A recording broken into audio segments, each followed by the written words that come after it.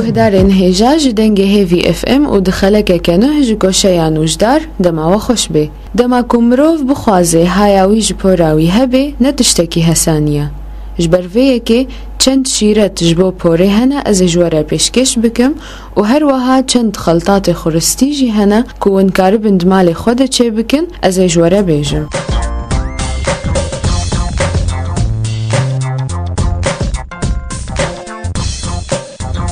گهدارین هیجا گلک عادت روزانه هنه مروف بدرابه و اف عادت زیانی دگهنن پوره.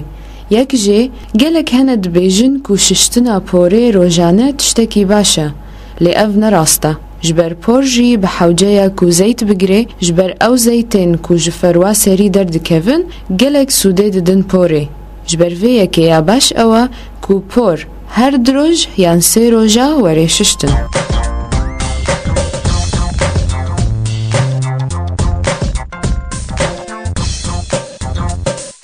هر وها ششتنا پوره با آوا گلکی گرم نباشه جبر آوا گرم و زیت خورستی دمرینه و درفتکی ددک و تقصف د پوره دا چه ببه.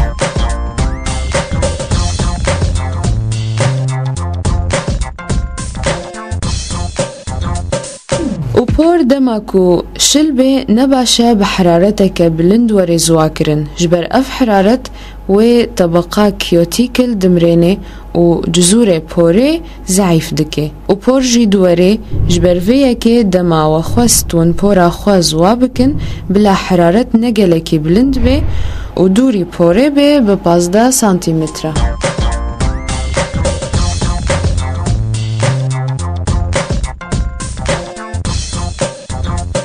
گهدارین هیجا گلک ریه خورستی هنه که سوده بدن پوره وندکارن واریا لماله چه بکن و بکار بینن. یک جواریا وندکارن دو کفچی عصیره لیمونه و دو کفچی زیتا زیتونه و دو کفچی آف تفلی هف بکن و الپورا خو بدن و بهیلن تا 20 دقیقه بقده و بشون وندکارن وی خلطه دو جاراد مهیده بکار بینن.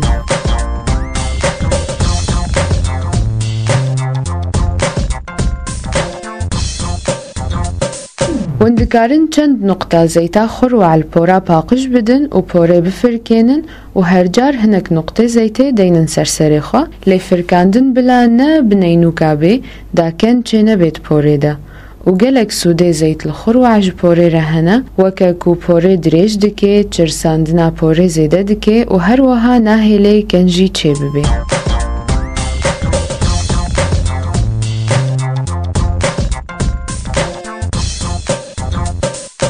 گهدارین هیجا بری ششتنا پوره بساعته کی وندکارن زیتا رشرشکا دینن سر پوره و پوره بنخومینن ساعته که و پاشره بشون و زیتا رشرشکا 3 جارا ده هفتیه ده تی بکار آنین بدریجاهیه مهکه.